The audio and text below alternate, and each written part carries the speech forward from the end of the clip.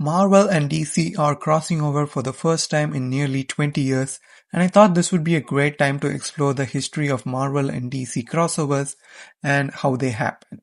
It's always special when these two companies get together and do a crossover. The very first Marvel and DC crossover happened in 1976 between Superman and the Amazing Spider-Man. Marvel and DC had previously collaborated on a Wizard of Oz Treasury edition, but this was the first time they collaborated using their own characters. It's a seminal moment in comics history, marking the first time a Marvel character interacted with a DC character, as Spidey and Superman went up against the combined forces of Lex Luthor and Dr. Octopus.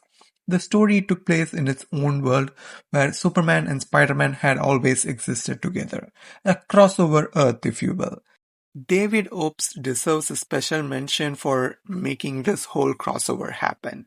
This crossover proved to be extremely successful, leading to more crossovers even though they didn't happen immediately. Nearly 5 years later in the early 80s, we got another Superman and Spider-Man crossover that also involved the Hulk and Wonder Woman as they went up against Doctor Doom and the Parasite. Personally, this is my favorite crossover. I loved Superman fighting the Hulk. Watching Spider-Man trade banter with Wonder Woman, there is so much to love about this. This was quickly followed by a Batman and Incredible Hulk crossover, where they went up against the Joker and the Shaper of the Worlds. These two crossovers were published separately by Marvel and DC, as Marvel took care of the Superman-Spider-Man crossover, while DC took care of the Batman and Incredible Hulk crossover. The Uncanny X-Men and the Teen Titans were huge in the 80s, and easily the most popular teams at Marvel and DC back then.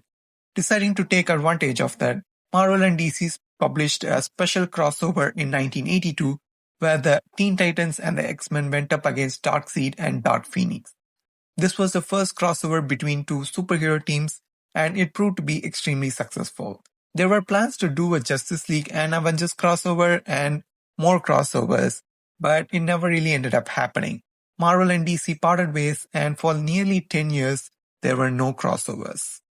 That changed in the mid-90s when a lot of editors at Marvel and DC changed companies, resulting in friendly relationships between the two companies. The speculator boom bursting had resulted in low sales, which further incentivized Marvel and DC to crossover again. The era of Marvel and DC crossovers officially started in 1994 with a two-part Batman and Punisher crossover, where Punisher met the Azrael and the Bruce Wayne versions of Batman. This was followed in 1995 with the Darkseid and Galactus crossover, which marked the first crossover between two villains. The increased sales and great reception made Marvel and DC embrace the crossover concept in a way they never did before and probably never will again. Spider-Man and Batman crossed over twice in 1995 and 1997. Green Lantern Kyle Rayner crossed over with Silver Surfer, and if I'm right, it's technically the first true crossover between Marvel and DC, as Silver Surfer visits the DC universe rather than the crossovers being set in a world where Marvel and DC characters coexisted like most previous crossovers. This crossover eventually led to the birth of the Amalgam universe in 1996, which started with a huge DC vs. Marvel crossover miniseries.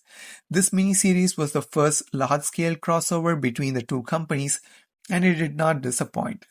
It featured so many fantastic matchups between Marvel and DC superheroes, and they even conducted polls to allow fans to choose who they wanted to win in fights. It introduced a character named Axis, who is the only character able to cross over between two universes, the Marvel and DC universes, on his own. The end of the story resulted in the formation of the Amalgam universe, a brief temporary imprint in comics where Marvel and DC characters merged with each other. It had characters like Darkclaw, who was a mashup of Batman and Wolverine, Amazon, who was a mashup of Storm and Wonder Woman, Spider-Boy, who was a mashup of Spider-Man and Superboy, and so many more other mashups. There would also be other crossovers during this period, such as Superman and Silver Surfer going up against Mxyzptlk and the Impossible Man. Axis would also be the star of two crossover miniseries, Axis and Unlimited Access, which would explore his unique power of traveling between the Marvel and DC universes. Other crossovers would include a Batman and Captain America crossover, a Superman and Incredible Hulk crossover, two Batman and Daredevil crossovers, and a Superman and Fantastic Four crossover. By 2000, there had certainly been a lot of great crossovers, but the frequent nature of these crossovers meant that they had lost their uniqueness and the magic of these crossovers. So Marvel and DC slowly stopped doing these crossovers and went back to being rivals. But there was one major exception. In 2003, they got back together for one final crossover, which paired together the Justice League and the Avengers in an epic cosmic battle. This is probably the most iconic Marvel DC crossover because of the sheer scale of the story and the large amount of characters it managed to use.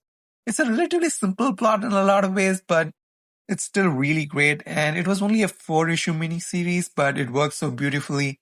And it still ranks as one of the best Marvel and DC crossovers to have ever been done.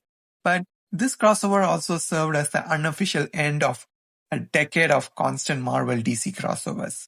For nearly 20 years after JLA and Avengers, there would be no crossovers between Marvel and DC. But that would finally change in 2025.